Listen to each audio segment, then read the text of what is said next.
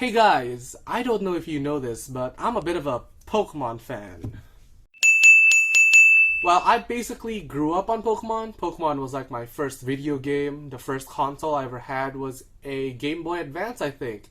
And the first Pokemon game I've ever played was not an official Pokemon game, but it was like some kind of random ROM hack where you could choose Meryl and Ponyta as a starter, and I cannot for the life of me find this ROM hack. Now at this point, I don't know if it was a fever dream or some kind of fabricated memory, but that's the first game I remember playing. And afterwards, I got Pokemon Ruby, Sapphire, or Emerald. It's one of those three. It's Gen 3. And then my parents got me a Nintendo DSi, where I was able to play Pokemon Soul Silver. Soul Silver? Yeah, Pokemon Soul Silver. I was like, wait, is Soul Silver the correct one?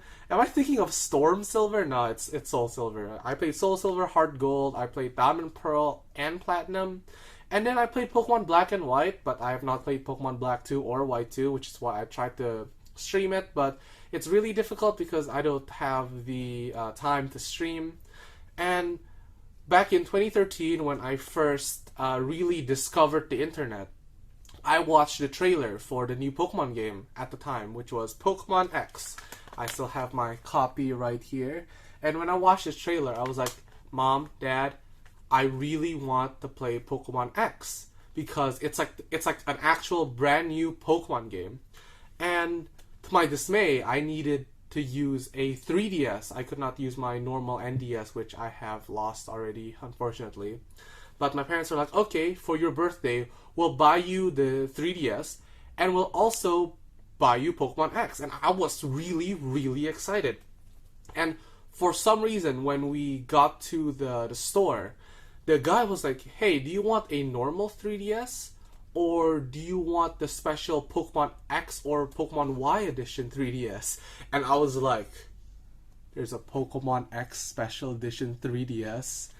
And my parents were like, alright, bring him the Pokemon X 3DS. And here it is, the 3DS XL Pokemon X edition. My cousin got the Pokemon Y edition, so instead of it being blue, it's red.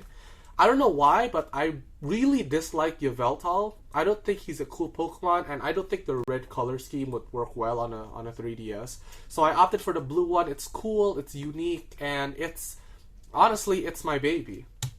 And for the occasion, they also bought me a 3DS pouch. As you can see, it's Xerneas edition, and in here you can place in your DS, and there's a small pouch over here. I'm pretty sure you guys can see it, where you can put in a game and it just stays there.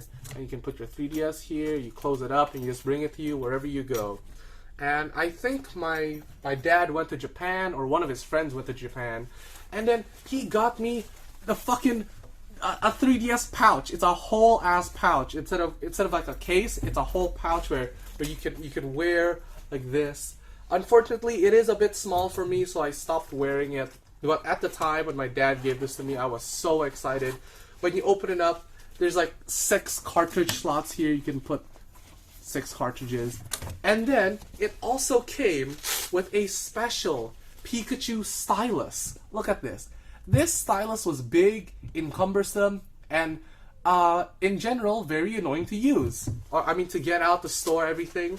But I loved it back in 2013 when I was still a kid. Now that I grew older, I was like, yeah, I'll just use this one. It's way more convenient. It stores my games, no problem at all.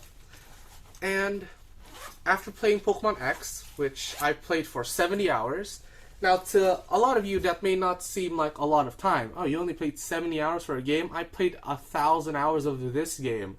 Or like I played 2,000 hours of this game. But to me, 70 hours is already a lot, especially for a Pokemon game where I didn't know what I was doing. I was just doing stuff. I really like Pokemon X, but apparently a lot of people hate Generation 6, and I'm not sure why. I think they say it's like too easy or something, but Gen 6 is basically the first generation I ever played that like a legit game. And it's kind of hard to explain, but when you live in Indonesia, you don't really get to buy the legit game cartridges. When you buy a Nintendo DS, they ask you, what games do you want on your Nintendo DS? Which is, when I was growing up, I never questioned it because they're like, oh yeah, what games do you want to play? And I'm like, yeah, I want this one, this one. Like, they had a whole folder with pictures of the games. I'm like, yeah, I want this one, I want this one, I want this one, I want this one. And they're like, okay, give me like 2 hours, come back here, and we'll get you all of those games. It'll only cost you 50,000, which is like $5. And I'm like, okay. And as I got older, I realized that they use this thing, which is an R4 card. So basically, they put all of the games that you wanted, like they downloaded it or they copied it to this micro SD card. And then they put it in this R4. So your DS will have like access to like any game that's on the micro SD. And it's cheap as heck. They only copy paste it to the micro SD. Having like an actual cartridge of Pokemon X that cost 500,000, which is like $50, $60. It was like, whoa, like this is like an actual, like legit game. That's not fake. It's a real game. I was so excited. And in 2014, of course, Pokemon Omega Ruby came out. I got that. And then I forgot what year it is. I think it's 2017. I got Pokemon Sun. And my friend, for some reason, they were like, hey Axel, I'm gonna buy Pokemon Ultra Sun and Ultra Moon. So do you want my copy of Pokemon Moon? And I'm like, of course I want your copy of Pokemon Moon. And I just realized that I forgot to take the cartridge for Pokemon Moon, so it's okay. And because I've been watching a lot of YouTube, they keep recommending me videos of people playing other 3DS games. And one of the people included Etika, rest in peace Etika. One of the first videos I watched of his was him playing Fire Emblem. And he made it look and sound so exciting that I decided to buy Fire Emblem Awakening for the 3DS. So it is directly because of Etika that I am a Fire Emblem fan now. And then I saw the announcement for a new Fire Emblem game, which is Fire Emblem Fates, and I decided to get both of them. Fire Emblem... Wait, that's not the right game. Here it is! Fire Emblem Birthright and Fire Emblem Conquest. So these are like... So it's kind of like Three Houses, I think. I've never played Three Houses, so I don't know how accurate this is, but like in Three Houses you get to pick like a side, like you side with which house, because there's 3 of them and you need to pick one. For this one you pick if you want to go with this family or this family, and when you buy one of these games, you have the option to purchase the third game, which is called Revelation. So instead of picking a side, you guys work together. And I thought it was kind of weird that you had to buy one of the games, and then you can only download the third version on the eStore after you purchase this. It's like really weird. I really wanted to play it, but after buying both of these, I really couldn't afford it. And then a new one came out, which is Shadows of Valencia. And of course, I bought it. I haven't finished this one yet. I'm pretty close to finishing this one. It's really hard. But for Birthright, I've beat it. And for Awakening, I've beat it 3 times. Because Awakening is easy. And Birthright is also easy. But Conquest and Shadows of Valencia, those are harder for me.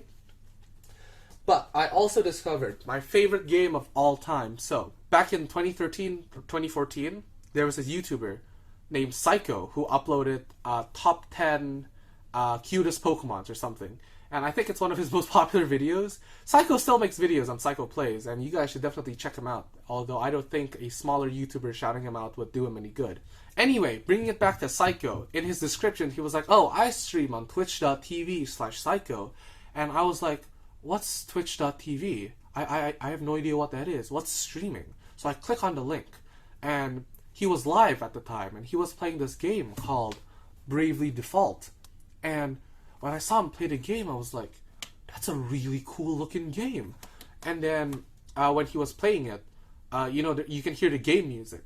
And in one of his new uploads, he used the music from the video game. And I thought the music sounded really, really good. I love the music so much. And I bought Bravely Default. I beat this 3 times. It is a JRPG.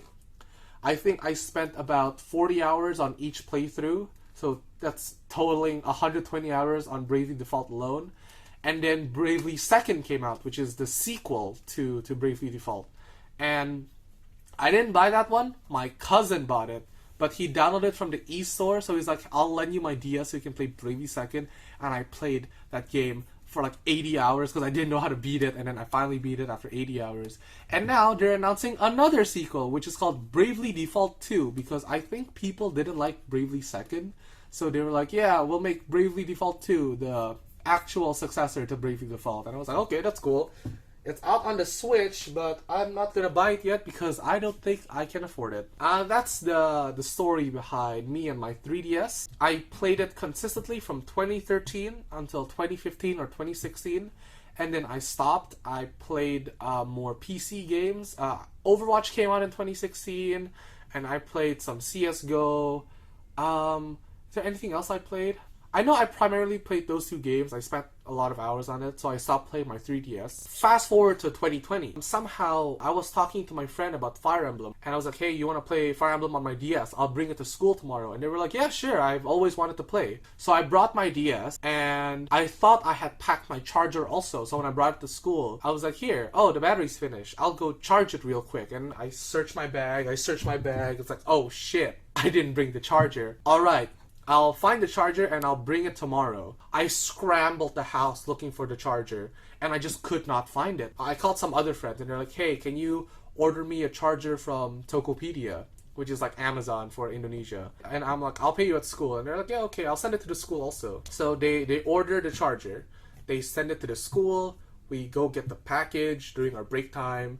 And then we go and try to charge the DS. And this is the charger that came in. I still own it.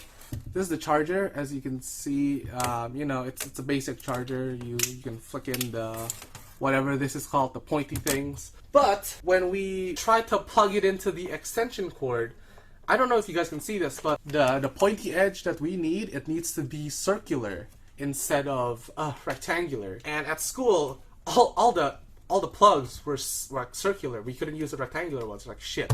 Anyone has an adapter? And for some reason, somebody had an adapter. And they let us borrow it for like a few hours. And they're like, okay. We plug it in. I plug it into my DS.